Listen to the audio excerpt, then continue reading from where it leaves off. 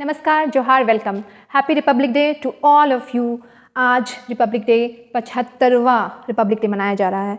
तो republic day के अवसर पे आज एक छोटा सा एक इन्फॉर्मेटिव वीडियो लेकर के मैं आई हूँ और देखेंगे आप लोग कि रिपब्लिक डे क्या होता है और रिपब्लिक बनने में जो चीज़ ज़रूरी है उसके पीछे की का जो इतिहास है वो हम लोग जानने की कोशिश करेंगे। तो सबसे पहले देखते हैं कि रिपब्लिक होता क्या है। तो रिपब्लिक एक ऐसा स्टेट है जिसमें पब्लिक ही सिलेक्ट करती है कि उनका देश कैसे चलेगा। ये मोनार्की जो कि राजतंत्र है, ठीक उसका उल्टा होता है, जिसमें कि वंश ही आपका तय कर देता है कि आप राजा बनने वाले हैं। लेकिन नहीं, रिपब्लिक एक ऐसा स्टेट होता है जिसमें पॉलिटिकल जो फैसले होते हैं, पॉलिटिकल जो पावर होती है वो किसके पास होती है? पब्लिक के पास होती है। और ये पावर वो कैसे यूज करती है? तो अपने रिप्रेजेंटेटिव्स इलेक्ट करके वो उसे भेजती है टू मेक द गवर्नमेंट, और वो गवर्नमेंट फिर हमारे फेवर में ही सारे काम करती है क्योंकि वो हमें चुन के भेजते। So this is Republic. मुझे बचपन में थोड़ी सी कंफ्यूजन होती थी कि वी आर कंट्री, ये देश हमारा है, ठीक है ना, तो हम लोग देश की स्वतंत्रता तो मनाते हैं, बहुत अच्छी बात है, लेकिन ये गणतंत्र दिवस क्या है और गणतंत्र क्यों कहा जाता है इसे?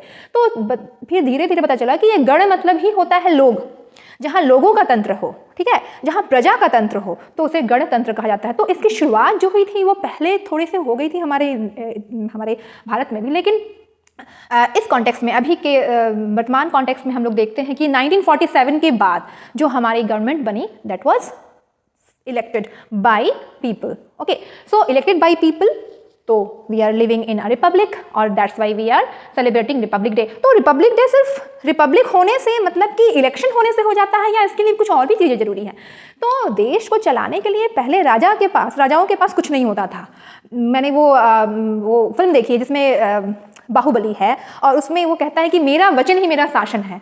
तो वहाँ उसने जो भी कह दिया दैट इज शासन, that you have to follow as subjects, प्रजा के तौर पे। लेकिन यहाँ ऐसा नहीं, यहाँ पे किसी का वचन शासन नहीं है। यहाँ पे भारत में स्वतंत्रता मिलने के बाद विद्वानों ने, जो फ्रीडम फाइटर्स थे, जो जिन्होंने बहुत अध्ययन किए थे, उन लोगों ने मिलकर वचन बनाए, मतलब मिलकर कुछ एक प्रारूप तैयार किया जिसमें कि देश को चलाने के सारे नियम लिखे गए। तो ये जो नियम लिखे गए और जो लोग इकट्ठा हुए सब मिल करके, उस सभा को कॉन्स्टिट्यूएंट असेंबली कहा गया। और कॉन्स्टिट्यूएंट असेंबली के निर्माण में जो बातें हुई और कब मिली, कब शुरू हुई, तो इसको जानने के लिए हम देखते हैं कि 9 दिसंबर पहली तारीख थी 1946, बिफोर इंडिपेंडेंस, ये लोग मिले थे और इन लोगों ने कॉन्स्टिट्यूएंट असेंबली का जो कॉन्सेप्ट है वो शुरू कर दिया था।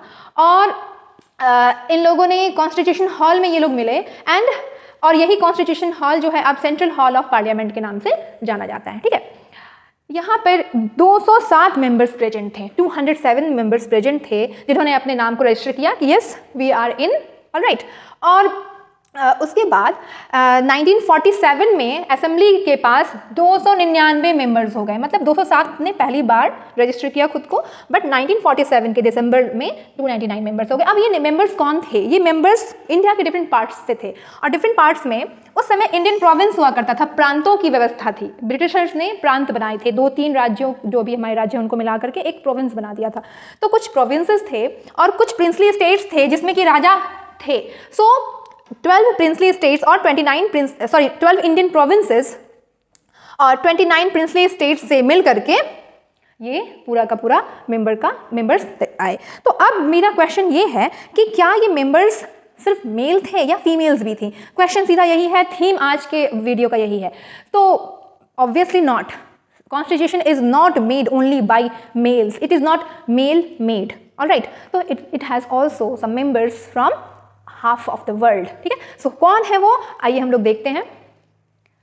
सो you can see there are some faces और आप लोग शायद इन्हें ना पहचाने, और हो सकता है कि कुछ आप लोगों में से कुछ बच्चे जो हैं पहचान भी जाए, because if they are aware of their making of constitution, तो लेट्स आइडेंटिफाई देम, ठीक है। तो मेरे साथ क्या होता, पहली बार जब मैंने इस तस्वीर को देखा था तो मुझे एकदम से लगा था कि इंदिरा गांधी तो जरूर होंगी ये। आई डेंट रिमेंबर कि ये टाइमलाइन क्या था 1947 के पहले और बाद का, बट मुझे लगा कि हाँ इंदिरा गांधी हो सकती है, but she is not Indira Gandhi, she is Amrit Kaur. इनको टाइटल भी मिली थी राजकुमारी अमृत कौर का, तो but she is not Indira Gandhi. ये जब मुझे कंफर्म हुआ तो मैंने कहा कि मेरी भी जानकारी उस समय तक बहुत अधूरी थी, but now I know that she is राजकुमारी, अमृत कौर और अमृत कौर। तो इनके बारे में डिटेल में और भी जानेंगे, but first we should identify those ladies by their faces. Alright, तो चलिए हम लोग फेसेस से इन्हें याद करते हैं, पहचानने की कोशिश करते हैं।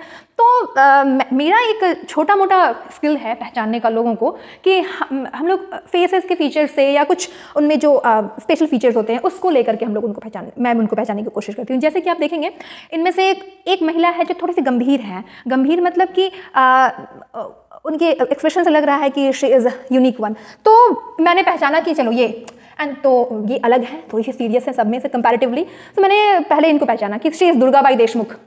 ठीक है, दुर्गाबाई देशमुख है। उसके बाद मैंने पहचाना कि जो सब थोड़ी छोटी दिख रही हैं हाइट में, let's identify her. So she is, तो अब ये कौन है जो छोटी दिख रही हैं और सबों में? तो शी इज़ दाक्षायणी वेलायुधन।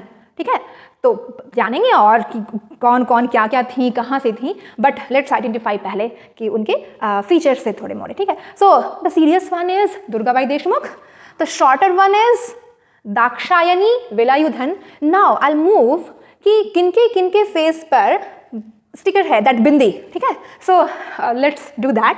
तो बिंदी वाली जो महिला है, एक तो ये है, हर नेम इज कमला चौधरी। ठीक है, उसके बाद दूसरी महिला आपको दिख रही होंगी बिंदी विद बिंदी, पूर्णिमा बैनर्जी। ठीक है, and the third one is Hansa Mehta. और मुझे तो ये लग रहा है ना कि हंसा नाम इन पे बहुत सूट कर रहा है, जैसे लग रहा है कि सचमुच ये सबसे ज़्यादा मुस्कुराते हुए चेहरे वाली हैं। Although some of them are also smiling, but she has a different facial smiling structure. ठीक है, तो ये हम लोगों ने पहचाना। उसके बाद जो ये दिख रही हैं आपको एक और बिंदी के साथ, she is Ammu Swaminathan. Alright, तो ये मेरा स्किल था अम्मू स्वामीनाथन इनको पहचानने का, बिकॉज शी वेयर अ बिंदी। हो गया, तो अब हम लोग चलते हैं, let's move.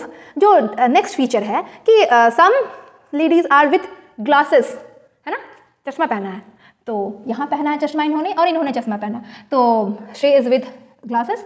So who is she? She is Qudsia Aizaz Rasul. Qudsia Aizaz Rasul. And who is she?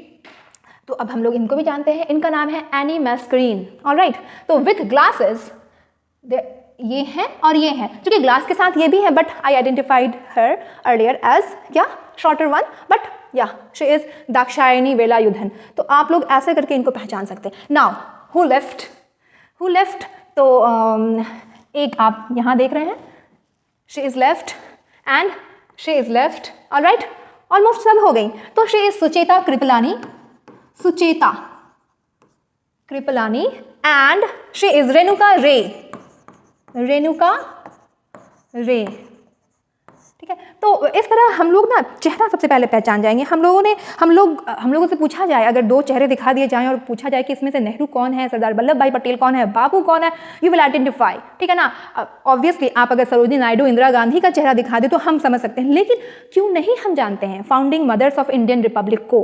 Because they are not in limelight and because we are not aware कि हमें जानना है। सो अब जबकि बताया जा रहा है, रिसर्चर्स ने रिसर्च की कि how many ladies were there in constitution, in making of constitution, in constituent assembly, तो लेट्स नो दैट।